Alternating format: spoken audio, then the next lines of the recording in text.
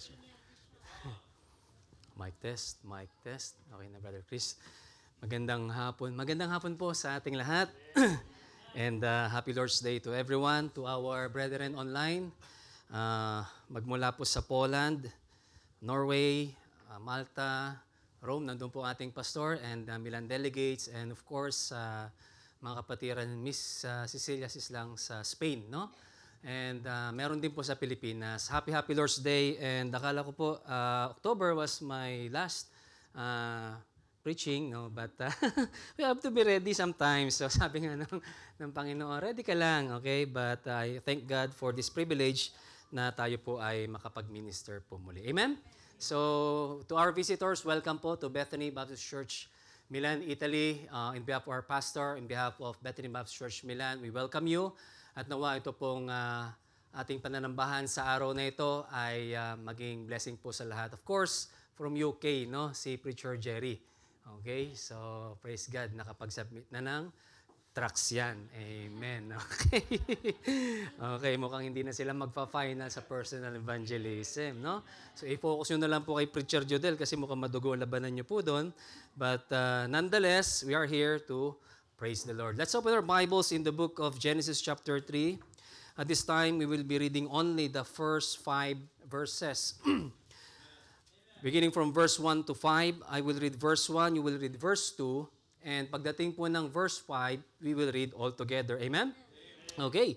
So sabi po ng verse 1, Bible tells us, "Now the serpent was more subtle than any beast of the field which the Lord God had made. And he said unto the woman, Yea, hath God said, Ye shall not eat of every tree of the garden?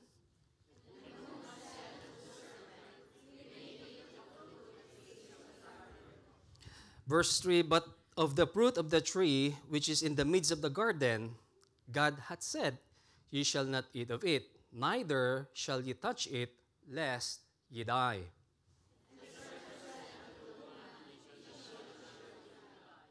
Altogether now, for God that know that in that day ye eat thereof, then ye shall eyes shall open, and ye shall be as gods, knowing good and evil." Let's go to the Lord in prayer. Heavenly Father, thank you so much, Lord. Bagamat malamig po ang panahon ngayon, it's winter, but you're still there to wake up us in the morning, to prepare our hearts para po sa aming pananambahan sa umagang ito, Panginoon. Salamat po, Lord, for good weather. Thank you, Lord, for your faithfulness in our lives sa nakaraang pong linggo.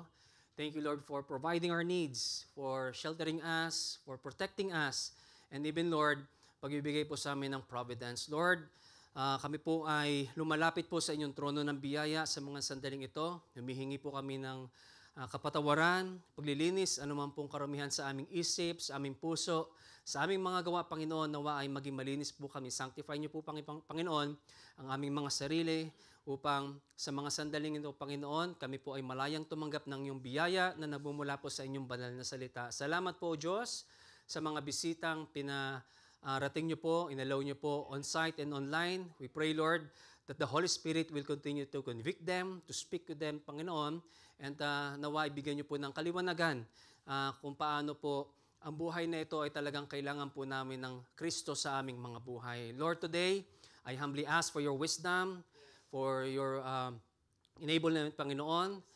Hindi ko po kaya ito, Panginoon, but ako po ay umaasa lamang po sa inyong biyaya. Tago niyo po ako sa inyong likuran. Nawa, ikaw pong makita po namin na nagsasalita po sa aming lahat at bigyan niyo lamang po kami, Panginoon, ng bukas na kaisipan, bukas na puso upang anuman pong matutunan namin sa hapong ito, sa araw nito, Panginoon, ay mabaon po namin at magamit po namin, ma-apply po namin sa aming buhay Kristiyano. Panginoon, continue to speak to our visitors.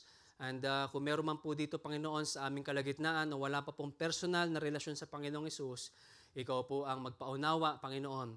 Ikaw po ang magbigay ng kaliwanagan upang mamaya po, Panginoon, during the invitation, they will move as the Holy Spirit move them, convict them, Panginoon, para po sa inyong kapurihan. Lord, for us, give us sweet spirit, Panginoon, habang ninanamnam po namin ng lesson na to at nawa ay tumimo po sa aming kaisipan, papunta po ng aming puso at malaya po namin magawa inyong kalooban sa aming mga buhay. Bigyan niyo po, Panginoon, ng klarong internet connection ang mga kapatid ko po sa online. Nawa ay protektahan niyo po ang bawat gadgets na ginagamit, Panginoon. And bless niyo po, Panginoon, ang media ministry, Panginoon. Bless us all, Panginoon, both on-site and online, Panginoon. Ikaw lamang po aming pinupuri, pinasasalamatan sa tanging pangalan po ni Jesus, aming Panginoon, tagapagligtas. Amen. Please be seated. Okay? So the Bible verses that we have read, hindi na po bago yan. Siguro kung titignan po natin, re-reviewin natin yung mga gospel hour, yung mga tawag nito Sunday school, lagi siyang nababasa. Okay? So ito, hindi na to bago, no? Pero dahil nga sa palagi mong naririnig, minsan meron tayong mga lesson na nane-neglect. Okay? Meron palang ganun doon. Okay? Now, this morning, I'd like to start, as an introduction, a question. Okay? A question. Si Pastor kasi nag-start sa Three Little Pigs eh. Diba? Ako wala akong ganun eh. Okay? So, as a question, have you heard about the word gaslight or gaslighting? Narinig niyo na po ba yun? Noong una kong beses na marinig yung gaslighting na yan, I thought that gaslighting is para kang bumabaga sa isang maliit na apoy para sumabog. Parang gano'n yung pagkakaintindi. O yun yung gaslight eh, no? So, may sitwasyon ganyan, pababagahin mo, papaapuyin mo, para lumiyab, sumabog. So, mali pala yung aking pagkakaintindi. No? So, ngayon, where did gaslighting originate? Saan nga ba ito nagsimula? Okay? May idea po kayo? Okay? So, the term gaslighting comes from a British stage play in 1938. Ang title po ng stage play na yon is Gaslight. No? And it was written by Patrick Hamilton. Then a few years later, it became more famous kasi ginawa po siyang film, a movie, no, in Hollywood. Ang title is Gaslight. And starring, ito po yung mga actors and actresses, Ingrid Bergman and Charles Boyer. So from a stage play, ginawa po siyang movie. Okay? Now, doon po nagsimula yung gaslighting na yon. Now, what is the story behind this gaslight? Ano nga ba yung storya dito? The story centers on a married couple. Married couple daw, no? The husband secretly tries to make his wife believe she is losing her sanity. Ibig sabihin, pinapaniwala niya yung kanyang asawang babae na merong something wrong sa kanya. Okay? Ano yung ginagawa niya? So, he does this ways. Number one, dinidim niya yung gas-powered light sa kanilang bahay. So, kung yun ay maliwanag, pinapadim niya, medyo madilim. Okay? Second, he does making small noise. Yung ingay ay maliliit lang, hindi makalampag. No?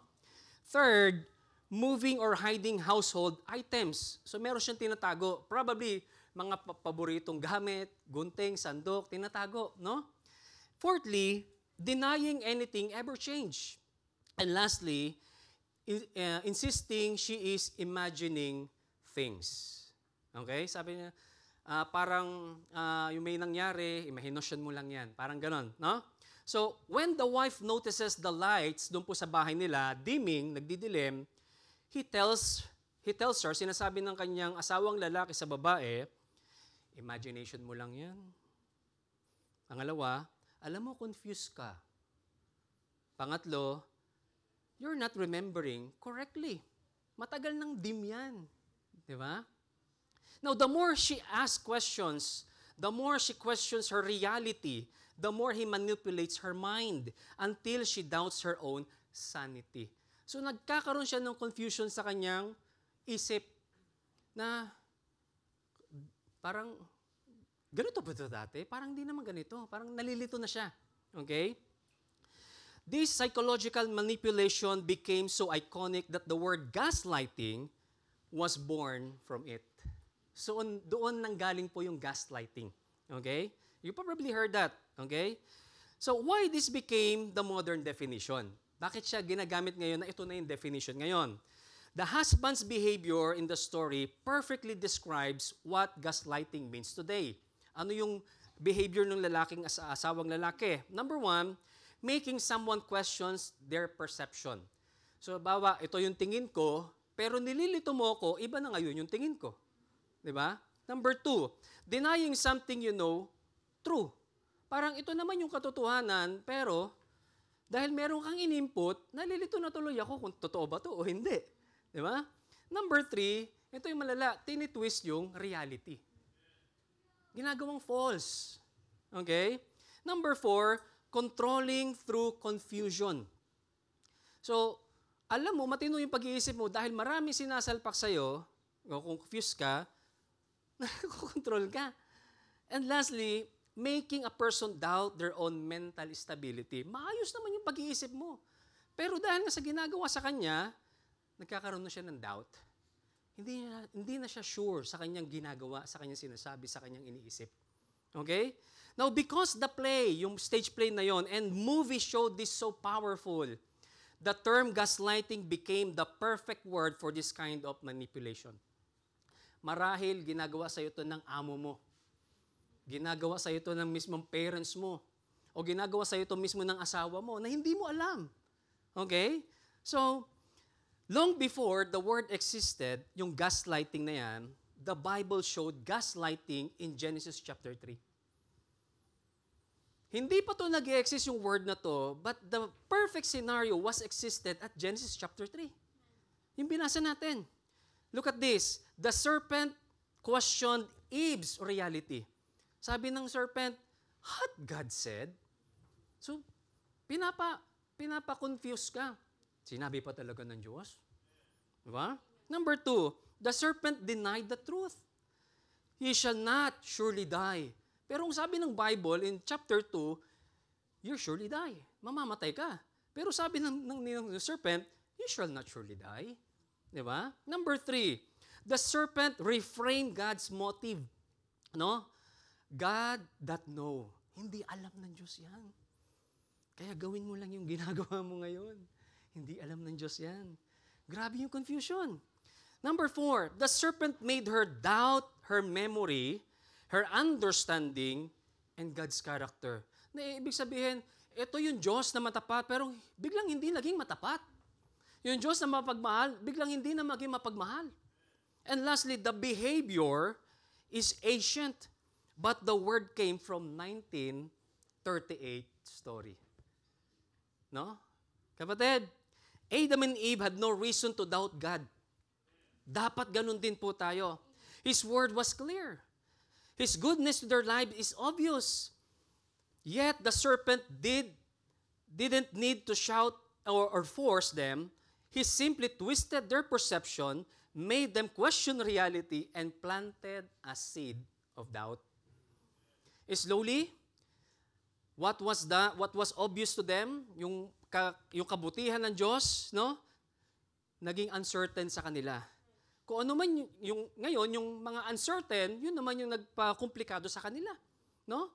This morning, I'd like to share a message I entitled, The Danger of Gaslighting.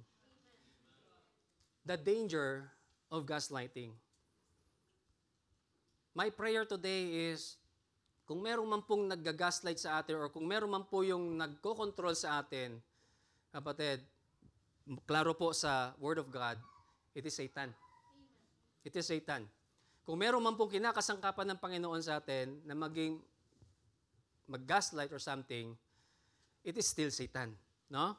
Kapatid, the danger of gaslighting is when deception doesn't attack with force, hindi siya gumamit ng dahas, yung serpent, but with a subtle manipulation.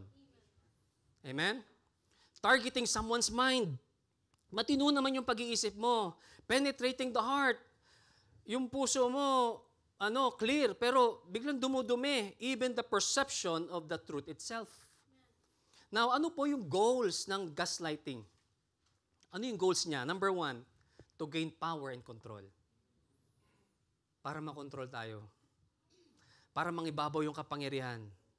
Number 2, to make the victim becomes dependent on them. Bawa ako, victim ako, didepende lang ako sa'yo kasi ikaw yung lagi ko naririnig. Ikaw yung lagi kong kasama. Di ba? Number 3, ngayon, dahil ikaw yung victim, may nangyayari sa yung confusion sa'yo, ang goal ng gaslighting is to isolate you from everyone else around you. Magsosolo ka. Kasi tingin mo, parang meron ka lang something wrong sa'yo. Okay? Yun po yung goals ng gaslighting. Now, what are the words of gaslighter? Alam niyo ba yung common words na ginagamit ng isang gaslighter? Number 1, you are crazy. Baliw ka? You're crazy. No? Number 2, I never did that. Hindi ko ginawa yan. No? Number 3, I never said that. Hindi ko sinabi yan. Number 4, you are too sensitive. Ang arte mo. Number 5, you are being irrational. Ito po yung salita ng isang gaslighter. Number 6, your emotions are high. Always on top. Number 7, I don't know what you're talking about. Wala akong alam sa sinasabi mo. And lastly, you are terrible at remembering things. Hindi mo na maalala yung mga sinasabi mo. Yung mga ginagawa mo. So our text shows us it was started in the very first human heart, Eve and Adam. And how the enemy still uses the same tactics to distort truth and lead us to sin today.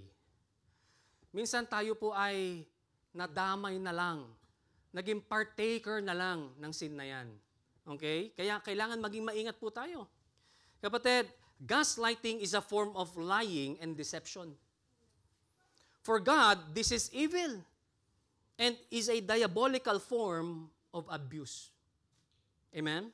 Today, we will study and discuss about how gaslighting becomes dangerous. Kapatid, kailangan malinaw po ito sa atin.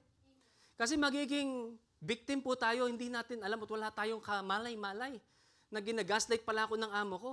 Sabi sa akin noong nakaraan, sabi niya, mukhang matamlay ka. Sabi sa akin ng amo ko, sama pakiramdam ko eh. Palagi na lang masama pakiramdam mo. Hindi ka na sumigla. Sabi sa akin, gaslight to, gaslight. Check agad eh. No? So parang, kung tayo po ay anak ng Diyos, no? Hindi yan dapat ang mga salita natin. Dapat ang ating salita ay encouraging, seasoned with salt. Tama? Para yung mga nanlulumbay, mga nanghina ng mga kapatiran, mabuhay. Hindi yung lugmok ka na, ilulugmo ka pa. Yun yung trabaho ni Satan. Amen? Number 1, sabi ng Bible, now the serpent was more subtle than any beast of the field which the Lord God had made. And he said unto the woman, listen to this, yea, hath God said, ye shall not eat of every tree of the garden. Number 1, how gaslighting becomes dangerous because there is doubt delivered. Merong isinaksak ng doubt. Dito, pinagdadoubt tayo. Amen? Eden was a place of innocence and order. Grabe, gusto ko makita yung Eden or gusto ko ma-step man lang doon. Ano ba yung tsura ng Eden? Kasi it's a perfect place. No? Before the fall, there was no sin, no shame, no corruption. Siguro, lahat tayo i-deserve na mapunta ng Eden. Kasi ang daming corruption dito eh. Tama? Mapa Pilipinas, mapa abroad. No? Ang daming corruption. Dialogue between things or being was not abnormal for early creation. Kasi nga, nag-uusap sila, even Adam. Adam was tasked by God to name all the cattle. Kaya nga mayroon tiger ngayon, may gorilla. No? So, Adam po yung nagpangalan dyan. Amen? Now, God's word was clear and simple and undeniable. God gave a direct command, kanino po? Kay Adam. Bible tells us in Genesis chapter 2, verse 16 and 17, and the Lord God commanded the man, that's Adam, saying, of every tree of the garden thou mayest freely eat. Lahat pwede mong kainin. But of the tree of the knowledge of good and evil, thou shalt not eat of it. For in that day that thou eatest thereof, listen to this, thou shalt surely die. Klaro, di ba? Pero yung sinabi ng Diablo, ng serpent, do sa chapter 3, thou shalt not surely die. Amen? Then Eve received the instruction from Adam. Ang nagturo na po noon kay Eve, walang iba si Adam. Okay? Which indicates that Adam had a teaching role to the woman. Tama yung sinabi ng Sunday school kanina. That the man, the father, the leader of the family should be the one teaching the family. Tama po yun. Kasi biblical. Biblical siya. Now, let us take a quick look about the serpent. Serpent naman. Inom muna ako kasi serpent na to. The serpent was literal and real creature. Hindi yun haka-haka. Okay? In the ancient East, serpent symbolized wisdom, cunning, and danger. Yan ang serpent. Okay? Now Moses, siyang writer ng human writer ng Genesis unto Genesis, Exodus, Leviticus, Numbers, Deuteronomy, highlights the serpent as the more subtle or crafty than any creature. Subtle. No? The serpent was influenced and controlled by Satan. Dahil nga siya yung pinakamaganda siguro ng panahon na yon, ginamit ni Satan. Ingat ka, baka ikaw yung pinakamaganda ngayon, pinakagwapo ka ngayon, gamitin ka ni Satan. Pwede. Pwede po. So yung tama lang tayo, di ba? Tamang hati lang. Tama lang tayo, kasi baka mahirap na. The serpent becomes physical vessel for spiritual manipulation. Okay? The scripture identifies Satan as the deceiver. Yun yung nangyari kay Eve. In Revelation chapter 12, verse 9, the Bible tells us, and the great dragon was cast out, the old serpent called the devil. Tama? And Satan, which deceiveth the world, the whole world, he was cast out into the earth, and his angels were cast out with him. In 2 Corinthians chapter 11, verse 3, but I fear, lest by any means as the serpent beguiled who? Eve. Through his what? Subtlety. Subtle lang. No? Hindi siya gumamit ng dahas. So your mind should be corrupted from the simplicity that is in Christ. Sabi nga ng Bible, di ba, for by grace are you saved through faith. Pero ang kulit ng tao ngayon. For by grace are you saved plus good works. For by grace are you saved plus religion. Di ba? Pero subtle lang talagang kalaban, kapatid. Now, the serpent begins with a question. Ingat kayo, baka may nagtatanong sa inyo, ha? The serpent begins with a question and not a statement. Now, yung pagtatanong noon, sabi ng Jewish rabbis, asking questions can be a tool of humility or tools of deception. Dalawa lang. Okay? Alin doon? So, magtatanong tayo, kailangan tayo ba ay magiging tool ng humility or idideceive ba natin yung kapwa natin? The serpent's stone created doubt to Eve. May times na ganun eh. Nung tinanong ka, napatay mo ba yun? Yung ilaw sa bahay, napatay ko ba? Nakailang balik ka na, fourth floor pa naman sa amin. Halahal ka na, late ka na. Ala, napatay ko naman. Okay? Satan uses a leading question designed for what? Distort and not to discover. Binabaluktod yung tuwid. When the serpents question God's word, Satan simply attack God's authority. Every time na makakakita tayo dito, lalo na to sa chapter 3 na to, Satan, kahit kausap niya si Eve, si Lord ang pinapatamaan niya. Yung authority. Amen? The serpent's first strategy was not an outright lie.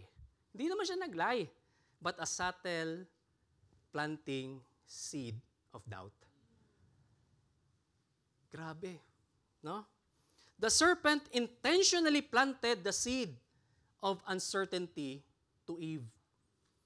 Na ngayon, ang paniniwala natin, dahil tayo ay meron ng Panginoon sa ating mga buhay, we repented of our sins, heaven is our place. Tapos meron kang nakausap sa domo, nagsishare din. Sabi sa'yo, ligtas ka na ba? Ligtas nga ba ako? Wala. Tayo dyan. No? Kapatid, the serpent intentionally planted the seed of uncertainty to Eve. Notice the phrase, yea, what God said. Sinabi pa talaga ng Diyos yan? it tells us of creating confusion about the Word of God. When you have the Word of God, kaya nga, pinapaulit-ulit po sa atin ito, during your discipleship lessons, huwag niyo pong katamaran ang mag-memorize ng Scripture. That is your power, your tool, your weapon. How many Bible verses meron sa Genesis? Kanina, muntik na akong tumaas. In the beginning, God created the heaven and the earth. Pero gaano sa atin, ilan sa atin ang memorize na ilan sa Genesis? Hello? Baka Genesis 1:1 lang yan. Ha? Meron pong 50 chapters ang Genesis. Amen? Kapatid, let us take a look at the principles. The devil always attack God.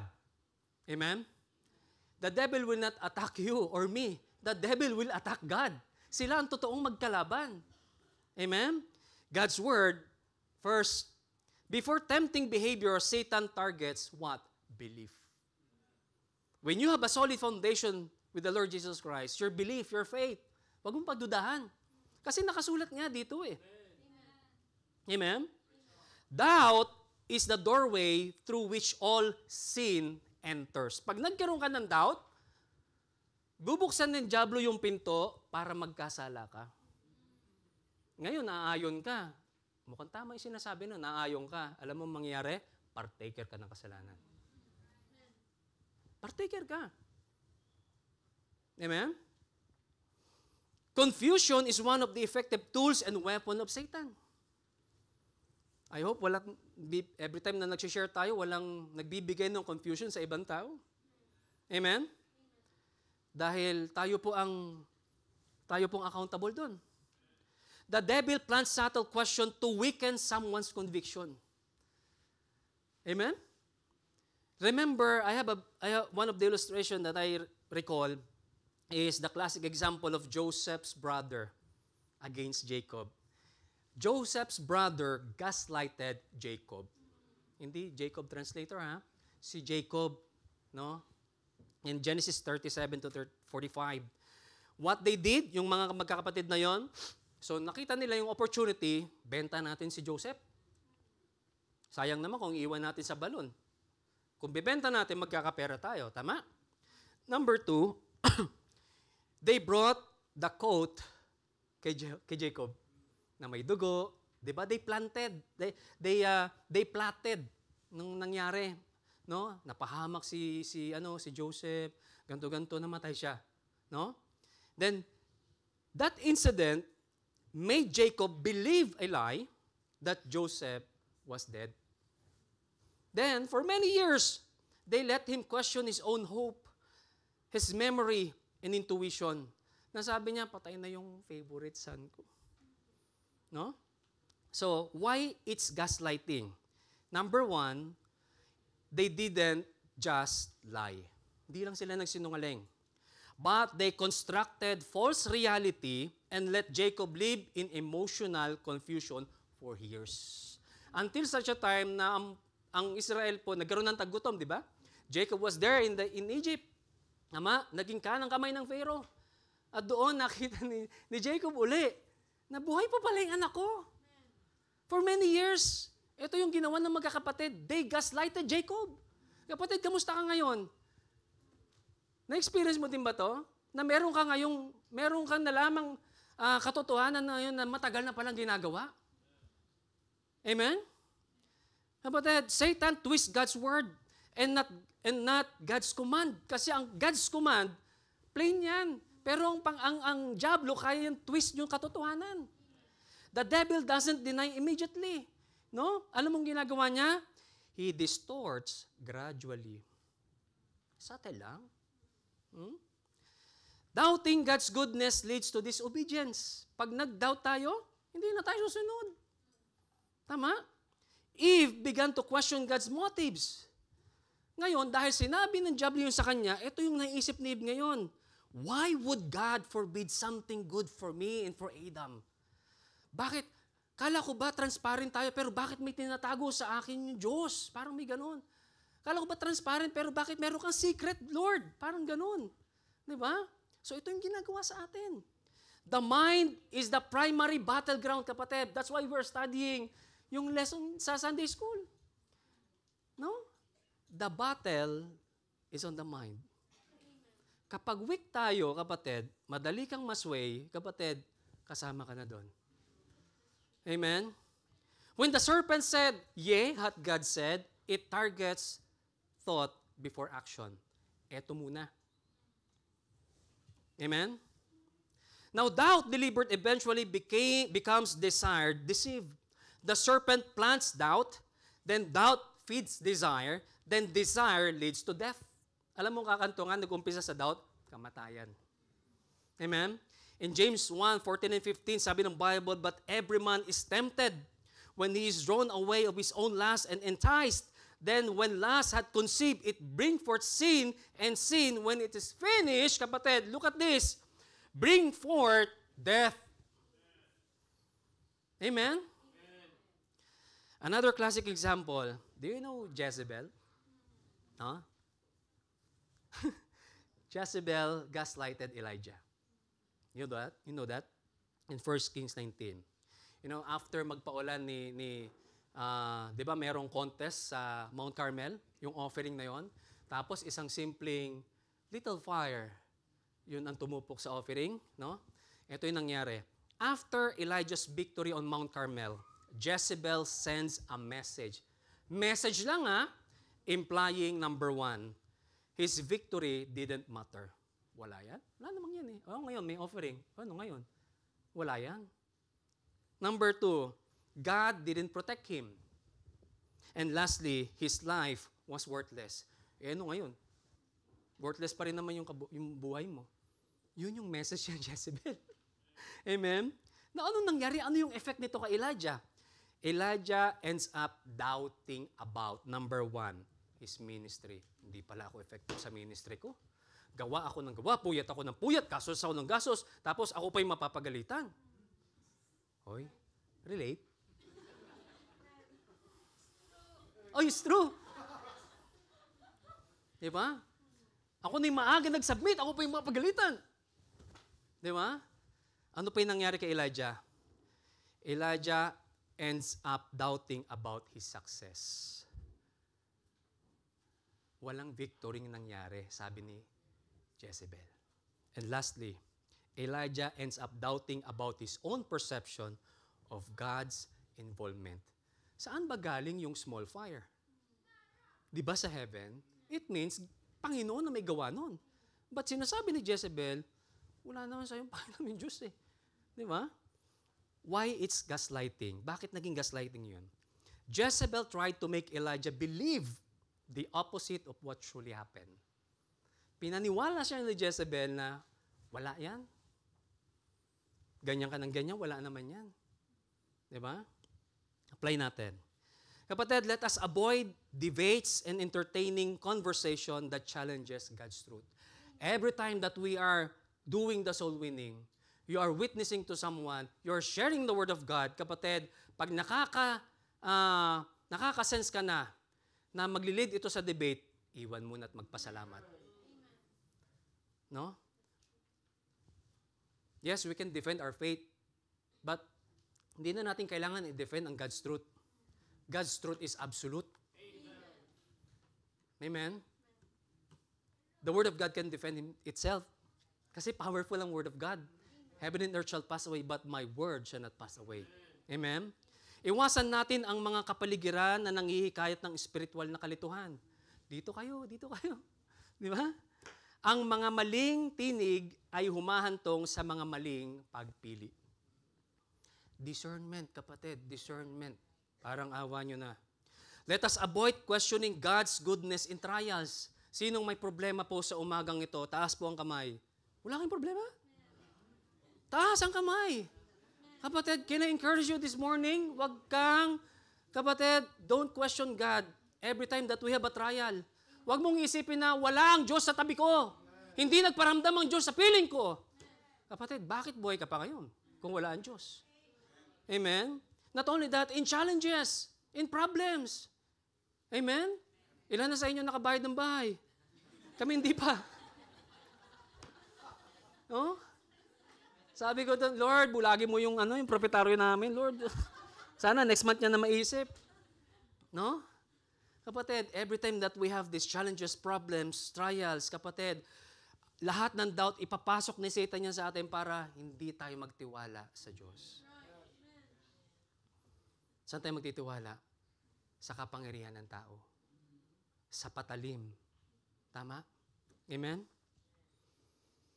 Kapatid, because doubt grows in the soil of distrust.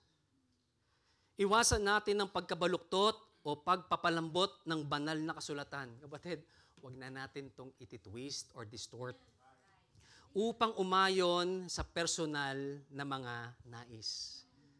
Kung may desire ka at wala yun sa Bible, check mo muna kung yan ba'y tama o mali. Diba? Sabi nga, try every spirit. Amen? Ito ang unang hakbang na ginawa ni Eva tungo sa pandaraya. Kasi naging, na-confuse siya, siya tuloy, naging interesado. May tinatago pa pala ang Diyos sa akin. Ano kaya yun? Ay, ito na. Diba? Kinain niya na ngayon. No? Let us avoid giving the enemy any emotional or mental foothold. A single question opened the gate to the greatest disaster in the history.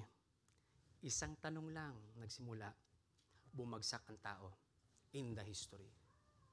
Let us avoid assuming that spiritual danger looks dangerous.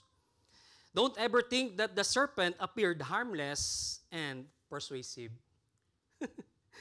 Wag po. Iwasan natin ang pag-asa sa mga damdamin kaysa sa katatagan ng salita ng Diyos. Nakita ni Eva ang bunga bilang kaaya-aya, ngunit ang mga damdamin ay nanlilinlang. Emotion. Okay? Kapatid, we have to stand firmly on what God has already said. Kapag yun ang sinabi ng Panginoon, He shall surely die. Mamamatay tayo, kapatid. Amen? Scripture clarity defeats satanic subtlety. Let us strengthen our knowledge of God's Word. I know, nakakapagod na. Parang laging Bible na lang, read ka, devotion ka. Kapatid, wala naman talagang ibang way. That's the only way. Otherwise, magiging katulad tayo ni Eva. Amen? Let us strengthen our knowledge of God's Word. Eve's uncertainty made her vulnerable to the devil. Palibutan natin ang ating mga sarili ng mga tinig na nagpapatibay ng katotohanan patungkol sa Panginoon. Bumarkada ka dun sa mga palaging merong mga activity na makalangit. Bumarkada ka dyan, mag-soul winning ka. Oh. I-try mo rin sa kanila kung yung soul winning na yun, walang halong kalokohan. Baka mamaya gateway lang yan ng papuntang kasalanan. Kapatid, kailangan natin mag-ingat. 2026 na next year. Amen? Kapatid, lumalaki ang pananampalataya kapag ang katotohanan ay patuloy nating naririnig. Faith cometh by hearing and hearing by the Word of God. Let us address doubts immediately with Scripture. Kapatid, ano ba yung naging sandata ng Panginoon nung tinempt siya ni Satan? The Lord Jesus answered every temptation with what? It is written. It is written. It is written. Yun ang sabi ng Panginoon, kapatid. So, kapatid, pag meron tayong na-encounter, try mo. Discern mo. Is it true? O ginagaslight lang ako? Pag nasway ka na sa gaslighting, partaker ka na. Kawawa ka. Let us keep trusting God's character even when we can't trace His motives. God's goodness secures our obedience. No? Kung willing tayong sumunod sa Panginoon, kahit hindi natin nakikita ng klaro yung kanyang motibo, pero alam mong salita ng Panginoon yun, sunod ka lang. Baguhin natin ang ating mga isip araw-araw sa pamamagitan ng salita ng Diyos. Ang isang binagong isip ay makakalaban sa mga mahihinang mungkahi o mahihinang pag-atake ng dyablo. Ang tanong, sa nakaraang linggo, meron ba tayong binaong Bible verses? Meron ba tayong in-apply na Bible verses? No? Baka opinion lang ginagamit natin. Sa Roma 12, versikulo 2, At huwag kayong umayon sa sanlibutan ito, kung di magbago kayo sa pamamagitan ng pagbabago ng inyong isip upang mapatunayan ninyo kung alin ang mabuti at nakalulugod at ganap na kalooban ng Diyos. Tinagalog ko lang po. Let us practice spiritual discernment, kapatid. Amen? Can I hear amen? Test every idea. Totoo ba yung idea nito? Tama ba to? According ba to sa will ng Panginoon? Dadaan ba yan sa proseso? Kapag hindi dumaan sa proseso yan, anong tawag mo doon? Tama? Test every voice. And every influence. Kasi hindi lahat ng influencer ngayon godly. Amen? Not every question deserves an answer. Sometimes you have to keep our mouth shut. And not every voice is from God. Yun nga sa Diablo, binulungan lang siya eh. Amen? Number 1, doubt delivered. How gaslighting becomes dangerous. Number 2, sabi po ng verse 4, and the serpent said unto the woman, you shall not surely die. Number 2, there is doctrine distorted. Ang doctrine, niliko, binaluktot. Amen? This is no longer subtle doubt, rather this is open contradiction. Bulgara na, no? A bold attack on the divine truth of God. The serpent moves from questioning God's word to what? Replacing it. Pinalitan. The serpent twisted God's truth in the form of what? Lie. Lie. This is a direct manipulation of the divine reality. Notice that the serpent directly contradicts God. Sabi ng Genesis chapter 2:17, para makita po natin, but of the tree of the knowledge of good and evil, thou shalt not eat. Huwag mo nga kainin yan. For in the day that thou shalt eat thereof, thou shalt surely die. Anong ginawa ni serpent? Ito siya in verse 4. And the serpent said unto the woman, ye shall not surely die. No? Isang word lang yung dinagdag, distorted na. This is a clear distortion and not simply misunderstanding. Kasi yung misunderstanding, alam mo, misunderstanding yun eh. Pero yung binaluktot talaga dahil confident siyang sinabi yun. Amen? Satan's first recorded words to the humanity are a theological attack. Hindi niya pinunteriya si Eve at si Adan. Diyos ang nilalabanan niya. Amen? Satan propagated false doctrine of no consequences for sin. Sige lang, kainin mo. Sarap yan. Sige lang, kunin mo yun. Okay yan. Wala namang nakakita. Di kita ng Diyos yan. So kung kasalanan yan, wala. Kapatid, the serpent introduces the world's first alternative theology. This remains the foundation of all false doctrine. Para po sa mga bisita po namin, we are inviting visitors not to change your religion. That's not our goal. The goal of this church is for you to have a personal relationship to the Lord Jesus Christ. Kasi yun po yung kulang. Tingnan yung ginawa ng Diablo. Ang sabi ng Diablo, punta ka dyan sa malaking simbahan niya, gumawa ka ng ganyan, okay lang yan. Okay lang yan. Okay lang yan.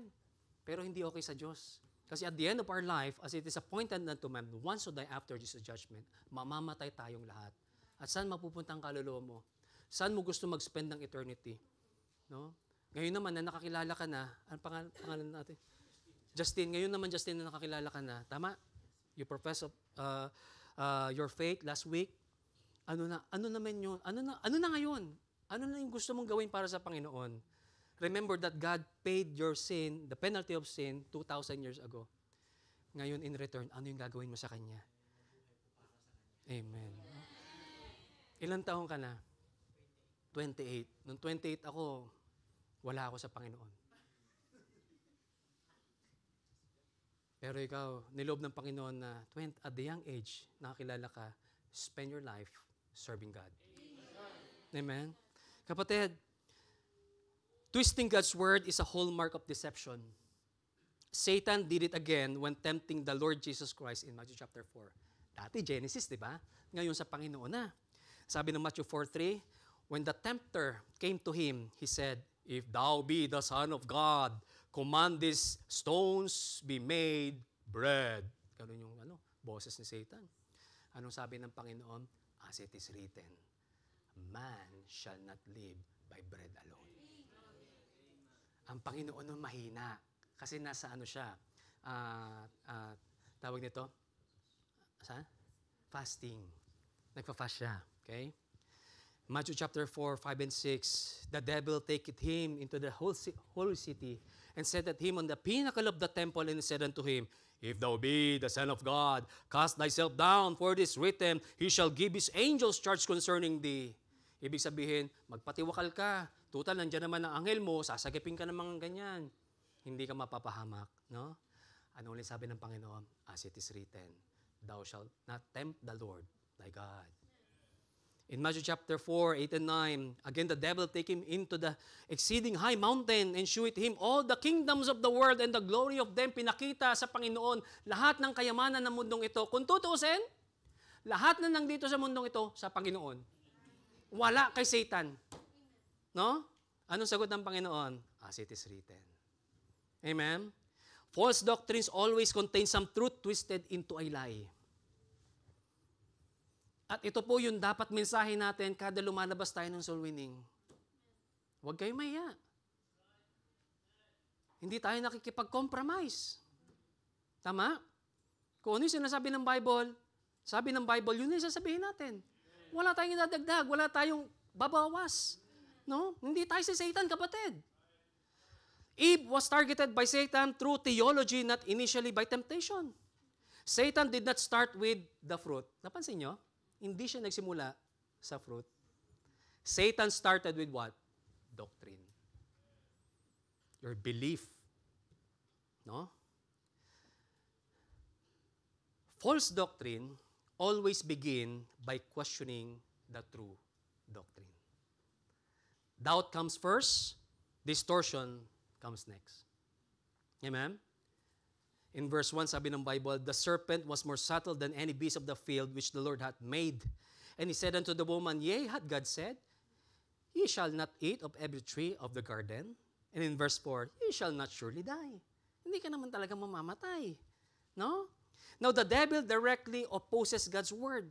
Satan is not subtle here. He openly contradicts God. Harapan na. No? Meron bang gumagawa sa inyo ngayon to? Tao? Harapan ka na niloloko? Meron? Anong gagawin mo ngayon? Satan's primary weapon is the scripture manipulation. Not denial of God, but distortion of His word. Amen? Every major fall begins with a doctrine compromise. Kaya nga kapatid, do not compromise our doctrine. Don't do that. No? Eve fell because she believed a lie before she touched the fruit. Bago niya hawakan yung fruit at kainin at sabihin, ang sarap nga, naniwala muna siya sa lie. False doctrines always downplays consequences. Notice again that the word of the serpent, ye shall not surely die, is the essence of modern spiritual deception. Kamusta ka kapatid? Sa daang linggo ba, buwan, o taon na to, ilang beses ka nalinlang? Ilang beses kang naloko? O sa madaling salita, ilang beses kang na-scam? Scam pala yun? Click ka dito, click dito, no? Hala! No. Ano nangyari? Hala, nagka-virus yung Facebook mo. Kapatid, huwag tayo magpa-scam. Amen? Because the danger of gaslighting is very serious. No? God's word is crystal clear. But the devil makes it complicated. Satan models what God made simple. Sa Diyos, simple lang. Di ba nga, ang paraan ng pagkakaroon ng kaligtasan ay napakasimple. Magsisisi tayo ng kasalanan dahil tayo makasalanan. Tama? At pangalawa, kailangan natin ng tagapagligtas na nasa persona ng Panginoong Hesus. Ganun lang kasimple. Ganun lang kasimple. Hindi ginawang komplikado ng Bible. Bakit? Sa Diyos, simple lang. Kasi alam ng Diyos yung capacity natin na mag-unawa. Pero ano yung tao ngayon? Yung mga false teachers. Faith plus religion. Faith plus good works. Faith plus minus subtraction, multiplication. Diba? At the end, ano yung mangyayari? Corruption. Tama? Kasi mawawala ka. Mawawala ka. Corruption. Amen? Kapatid, any doctrine that contradicts God and His Word is a demonic in origin. No matter how logical, emotional, or attractive it may sound. Apply natin. Kapatid, iwasan nating makinig sa mga turo na sumasalungat sa banal na kasulatan. Hanggang ngayon nakikinig ka pa dyan, i-blow ka muna yan. Banal na kasulatan. Ano mang doktrina na sumasalungat sa salita ng Diyos ay what? Nakamamatay. Kasi hindi yun sa Diyos. Tama? Let us avoid softening or altering God's commands to fit culture. Kasi compromise yun. No, compromising yun. Remember that compromise opens door to what? Corruption. Alam mo kung bakit ang daming corruption? Kahit sinong iupo mo? Yung sistema.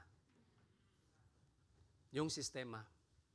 Kaya kung ikaw po ay gagawa ng isang bagay para sa Panginoon, siguraduhin na ang sistema ay maayos at nakaayon sa salita ng Diyos.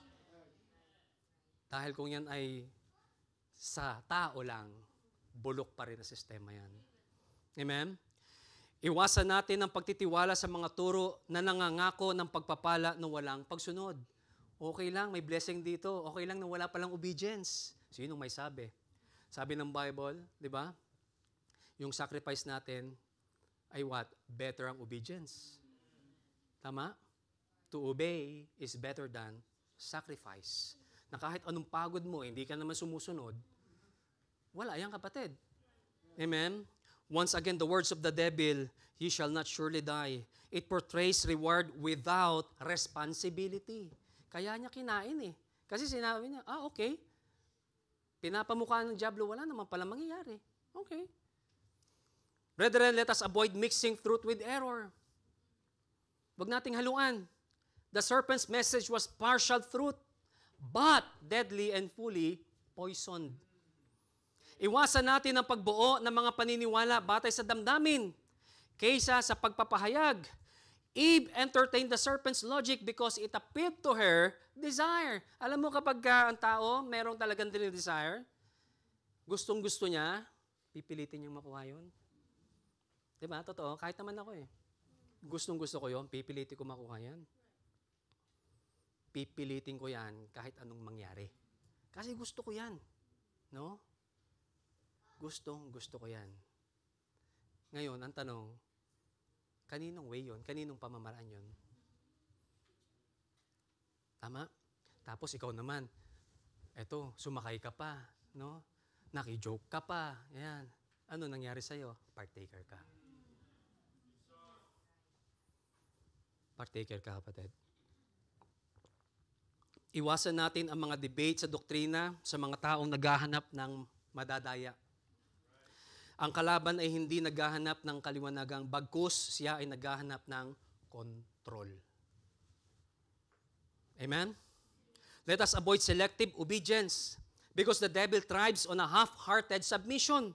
Kaya nga, we are encouraged in this pulpit that we have fully submitted to God. To God, ha? To God. Eve misquoted God and Satan exploited looseness. Apply natin.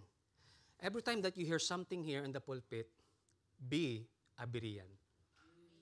Amen? Baka mamaya, wala na dito yan. No? Wala naman dito, brother, sa yung gaslighting ha. Pero ang daming example. Diba nga, 1944, 1938 lang to. Pero noon pa, back in Genesis, existing na. Amen? Test everything by God's Word. Compare every teaching with the Scripture. Sabi ng Acts 17:11, these were the more noble than those in Thessalonica, in that they received the word with all readiness of mind and searched the scriptures daily whether those things were so. Totoo ba yung sinasabi ni Brother Sai? No? Pakinggan niyo ulit ito. Baka may mali ako sinasabi. Palaguin natin, kapatid, ang ating pundasyon at patibayin ng doktrina. Kapag mas matibay ang ating teolohiya, mas mahirap tayong malinlang. The more na nag-aaral ka, amen? Pero humble lang. Baka naman, the more na nag-aaral ka, pataas ka. Kapatid, lahat ng tumaas, pinababa ng Panginoon. Di ba? Let us memorize clear scriptures about sin and consequences. Kung magme-memorize ka lang din naman ng scripture, hanapin mo na yung patungkol sa kasalanan at sa mga consequences. For what? Reminders. Amen? For the wages of sin is death. Oh, grabe palang kasalanan, mamamatay ako. Iwasan mo ngayon. Di ba? Kapatid, truth defeats distortion. Anong panlaban sa baliko? Katotohanan. Kilalanin natin ang tinig ng Diyos at ang tinig ng kaaway. Remember that Jesus said, His sheep know His voice. Sabi ng John 10:4 and 5, and when He putteth forth His own sheep, He goeth before them, and the sheep follow Him, for they know His voice. Paano natin malalaman yon?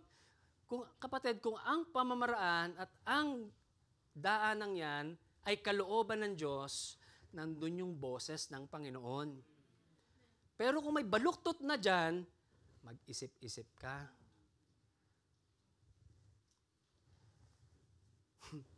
Mag-isip-isip ka. Kung may mali, pag-pray mo, at huwag ka nang maging partaker ng kamalian. Amen? May mali nga eh. Kasi magiging partaker ka doon. Accountable ka rin doon. Tama? Kapatid, keep standing firm even when culture contradicts God. Truth is not determined by majority opinion. Submit our desires to God so we won't twist Scripture to justify them. Don't be like others that distort truth because they want permission, not truth. Amen? Itama ang maling doktrina. Itama ang maling pamamaraan. May paraan eh, may proseso eh. Kung alam mo mali, mali yan. Tama? Nang may kababaang loob, kaliwanagan at banal na kasulatan. Remember that we were called not just to avoid errors, but to defend truth. Amen? How gaslighting becomes dangerous, number 1, doubt delivered. Number 2, doctrine distorted. Last but not the least, in verse 5. Bible tells us, for God that know that in the day ye eat thereof, then your eyes shall be opened, and ye shall be as gods. Magiging Diyos ka, knowing good and evil. Last, desired, deceive.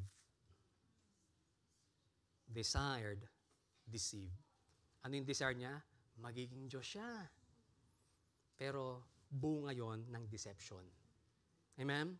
In this verse, Satan shift from doubt to distortion to desire manipulation. The devil now appeals not to Eve's mind but to her ambition, identity, and emotion. Kaya nga po itong gaslighting na to, kapatid, ini-invalidate ang emotion mo. Pinapawalang bisa. Pinapasang tabi. The serpent reframes rebellion as a reward. So, nakalook ngayon si Eve, ay may reward. Pero, sa nag-command, nireframe niya yon bilang rebellion niya sa Panginoon. The serpent appealing to pride to lead Eve away from the truth. The moment na pinatulan natin to, kapatid, yung gaslighting na to, we are stepping away from God. Instead of challenging God's word, Satan now reframes sin as beneficial, desirable, and empowering. the devil shifted from lies to lures. Notice the phrase, your eyes shall be opened. Bakit hindi ba bukas yung mata niya? Your eyes shall be opened. In Hebrew idiom, open eyes means to gain deeper insight. Ibig sabihin, kaya nga ang prayer natin, di ba, Lord, give me illumination. That means our prayer is, Lord, buksan mo yung mensahe, pakita mo sa akin, di ba? Ibig sabihin, yung deep meaning, deep insight, no? Insight. To have new perspective. Kahit ilang beses mo nang ginamit ang Genesis na to, ngayon ko lang nalaman na ito pala ay gaslighting. Kala ko dati, fall, okay, kasalanan. But this is gaslighting, kapatid. Controlling, manipulation. No? The secret knowledge, but Satan used a cultural or culturally familiar phrase to push a spiritual lie. Notice the phrase, and ye shall be as gods. Pinanabik niya si Eve. Biruin mo yung magiging Diyos ka, sino ba namang hindi doon? It speaks of power and authority. Tama? The serpent planted the idea that God is withholding something good for them. May tinatago pa ang Diyos sa kanila. This undermines God's character and elevates Eve's ambition. Alam mo ang tao? Ambisyoso, ambisyosa. Whether you believe it or not, ambisyosa at ambisyoso po tayo. Nandito yan. Innate yan. Covetous nga eh. Diba? But the Word of God is helping us na para hindi gawin yun. Sabi ng Bible, but godliness with contentment is what? Great gain. Okay na ako dito, kung ano meron ako. Bakit pa ako maghahangat ng iba? Okay, kung anong kinaloob ng Panginoon sa ating kapatid, be contented of that. Tama? Yun lang kapatid eh. Eh paano kinalooban ka ng sobrang guwapo? Gusto mo pang maging guwapo? Remember Saul? King Saul? Si King Saul po ay matipuno. Guwapo. Tama? Alam yung ginawa niya? He gaslighted God directly. Anong sabi doon sa 1 Samuel? Ano sabi doon? Wala silang spare during the war with Agag. All the ships, patayan. All the soldiers, patayan. Pero ang ginawa ni King Saul, in-spare si Agag. In-spare yung mga fat, healthy. At anong ginawa nila? Kaya naman namin to in-spare ay para gawing alay sa'yo, O Diyos. You see, gumagawa ang tao ng paraan para sa pansarili niyang kagustuhan. Naging biktima ka ba? Ako din, naging biktima ako. That's why we are studying this. The danger of gaslighting. Para maiwasan na natin, ma-discern natin, ginagaslight ako nito ni Preacher Noli. Iwan ko na to. Di ba? Kapatid, desire was not sin. May desire ka? Hindi pa yun yung sin. But misguided desire became sin.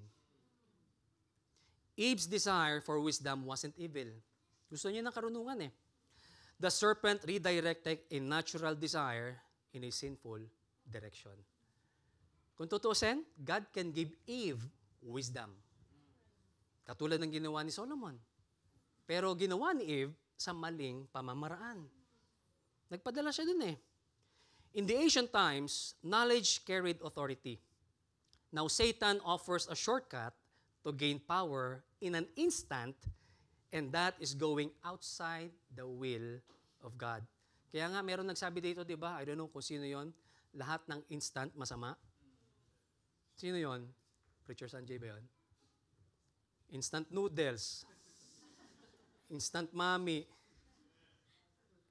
And Instapay. Di ba? Oh. Instant coffee. Oh, ano pa? Instant euro. Hindi na nagtrabaho, sumurkat na lang. Ba? Ano pa? Ano pa? Ang dami. Kapatid, enough for this, kapatid. Kasi sabi sa Book of Genesis, binasa natin kanina, lahat ng kakainin ni Eva at ni Adan, pagpapawisan. Pagpawisan natin, kapatid. Satan implies God is hiding something. Yun ang sinasabi ni Satan kay Eve, may tinatago yung Diyos sa'yo. The serpent manipulates Eve into thinking that, number one, God is restrictive. God is unfair. And God is limiting her potential. Meron ka pang ilalago, pero diyan ka na lang. Yun ang sinasabi ng kalaban. Why not allow your member, if you're a leader, allow your member to excel. Allow your members to do what is the will of God for her life or his life. Total, hindi naman dapat sa atin eh. Sa Diyos dapat. Tama? Eh kung ikalalago niya yun, bakit mo babakuran? Go, sige, bala kayo. Kaya nga nung nag-message si Sis Mirna kahapon, nandun na sila sa Kadora, sige, go kayo. Kaya nyo yan. Pinag-pray ko kayo. Kaya nyo yan. Diba? Kapatid, we don't limit the members kung ikaw po ay leader. Kasi lahat tayo ay may potential. At ang nag-enable sa atin, hindi tayo Panginoon. Amen? This is the root of desire, deception, and that is to distrust God with delights in sin. Kapag in-entertain natin yung kapatid, hindi na tayo magtitiwala sa Panginoon. Apply natin or listen to this principle. Temptation begins when a desire is misdirected. Desire itself is not sinful, but it becomes sinful when divorced from God's boundaries. Lumabas ka sa will of God. Satan exploits good desire to lead people into bad decision. Eve desired wisdom. So, ang ginawa ni Satan, take advantage, kapatid. Ngayon, kung mahina ka, kapatid, iti-take advantage ka. Gamitan mo to, kapatid. Satan weaponized it. Sin appeals to identity, ambition, and emotion. Now, the serpent tempts Eve with being more knowledge or being more, knowing more, and experience more. So, sabi ng serpent sa kanya, marami pa yan. Go na. Sige lang. No? Deception always presents sin as gain. Yun ang ginagawa ng deception. Never as lost. Notice again the words of the serpent. Ye shall be as gods. Kaya niya kinain yun. This hides the death that awaits to her. Pero nung kinain niya, namatay ba siya? Physically hindi, but spiritually. Nabasa natin kanina, they are pushed away from the Garden of Eden. Sayang yung privilege doon. Amen? Kapatid, when we distrust God's heart, we distract God's will. Doubt in God's goodness always leads to distorted desire. Pride is the foundation of all temptation. That is our lesson last Thursday sa Zoom. It's all about pride. Now, Satan fell through pride. Alam mo kung bakit nahulog si Lucifer? Because of pride. In Isaiah chapter 14, verse 12 to 15, How art thou fallen from heaven, O Lucifer, son of the morning? How art thou cut down to the ground, which didst weaken the nations? For thou hast said in thine heart, I will ascend into heaven. I will exalt my throne above the stars of God. I will sit also upon the mount of the congregation, and in the sides of the north. I will ascend above the heights of the clouds, and last I will be like the Most High. Grabe. Yet thou shalt be brought down to hell, to the sides of the pit. Kapatid, Satan tempted Eve with pride. Satan tempted Jesus with pride.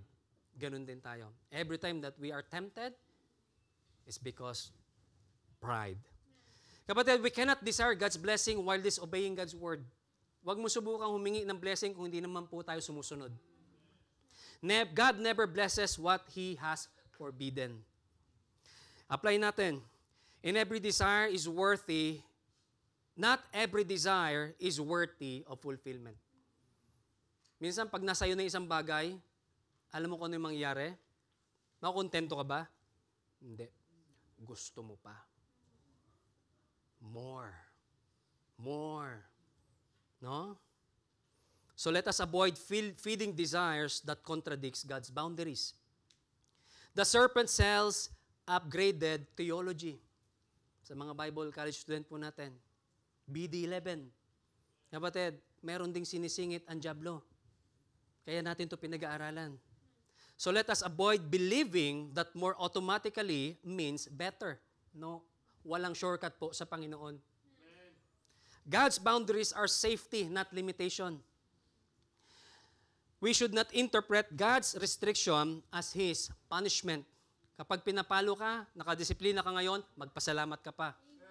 Hindi yan pinapahirapan ka. Okay? Ang pinapa-inject sa'yo ng kalaban, matigas ulo mo kasi. Ayan, that's gaslighting. Ayan, wala ka na naman ngayon. That's gaslighting. Doubt, sasaksakan ka ng doubt, kapatid. Iwasan natin ang paghabol sa mga karanasang spiritual nang wala namang pagsunod sa Panginoon. Huwag kang mag-desire ng ganitong ministry, ng ganito, kung hindi ka naman sumusunod sa Panginoon. Iwasan natin ang pag-iisip na ang Panginoon ay nagtatago ng mabuti sa atin. God never hides something. But there is one verse in Deuteronomy 29:29. But the secrets of the Lord, yun po yung sorpresa sa langit. Amen? Pero never God hides something for us.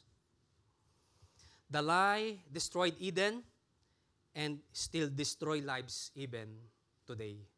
Amen? Let us avoid elevating personal ambition over spiritual submission.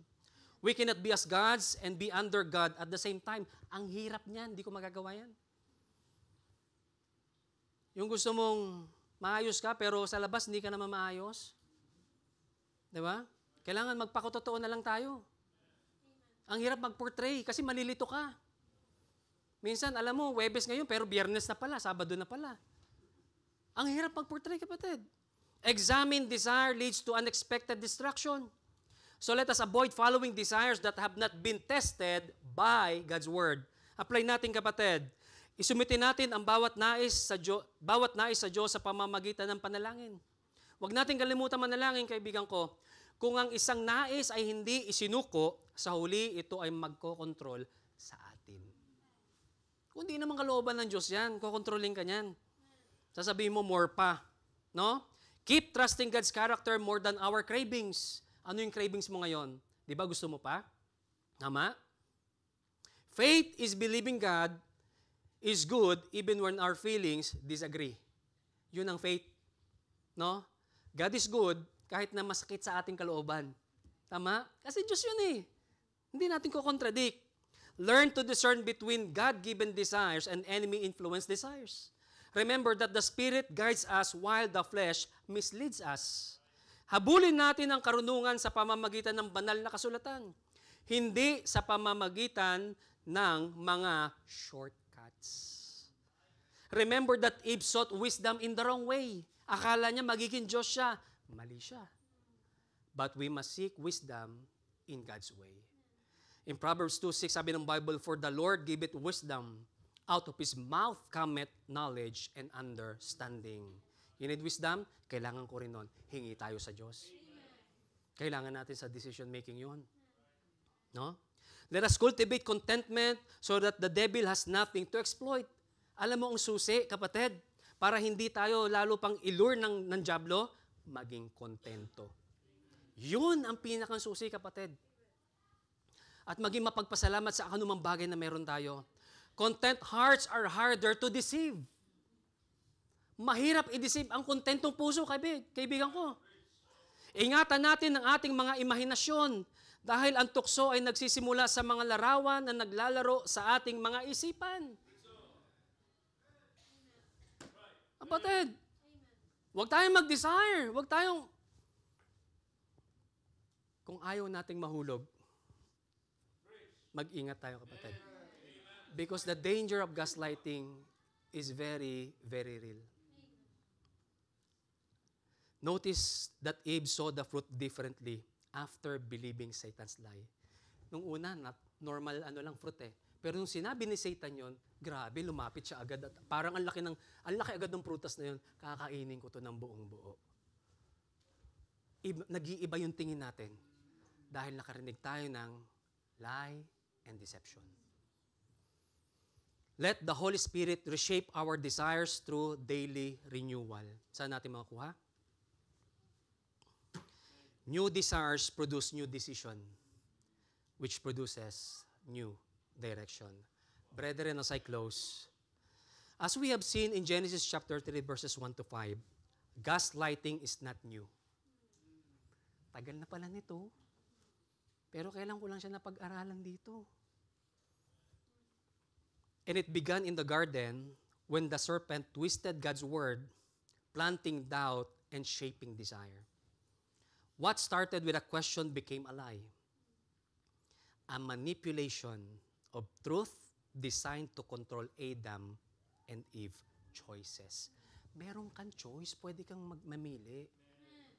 Kung tingin mo na nandun ka, mali na yung ginagawa, di tayuan mo yan. May choice ka. Kapatid, dahil pag nagprolong yan, mali na nga, kapatid, partaker tayo. Brothers and sisters in the Lord, the enemy still works this way today. Lies, manipulation, and attempts to control our minds are his weapon. But take heart. God has given us His Spirit, His truths, His discernment. Ito yung ating panglaban. No? To guard our hearts. The same word that Eve questioned is now our sword and shield. Kapatid, do not be deceived. Stand firm in God's truth. Test every voice, every desire, every influence against God's word. Refuse to let doubt, distortion, or deceit control our minds or steer our choices. Na pinapaisip ka, hindi, pag sumunod ka dito, okay din naman. Parang okay din naman, pero later on, magsasuffer tayo. And remember this, while the enemy seek to manipulate, God desires to guide, protect, and empower us. Grabe ang Diyos, kapatid. Kahit na nandun na tayo mali, meron pa rin proteksyon ng Panginoon. Iniingatan pa rin tayo, ginaguide pa rin tayo, at higit sa lahat, ini-empower pa tayo. Meron kang panahon para tayuan yan, tayuan mo yan. Can I encourage you today, brethren? Where Satan seeks to control, God invites us to freedom. Hindi tayo dapat magpakontrol sa dyablo. Tayo ay pinalaya na ng Diyos, so maging malaya tayo. Where lies try to blind us, His truth open our eyes. Where manipulation tempts, His Spirit strengthen us. Stand firm. Believe in His Word. And walk in the freedom that the Lord Jesus Christ has won for you and I. Kapatid, to our visitors today, sabi ng Bible, 1 Peter 3:10-12, For he that will love life and see good days, let him refrain from his tongue from evil and his lips that they speak no guile. Let him eschew evil and do good. Let him seek peace and ensue it. For the eyes of the Lord are over the righteous. Not only that, and His ears are open unto their prayers. But for the face of the Lord is against them that do evil. Let's all stand and let's pray. Heavenly Father, thank you so much, Lord, for teaching us today about the danger of gaslighting. Lord, di po namin alam, nagiging biktima na po kami nito, Panginoon.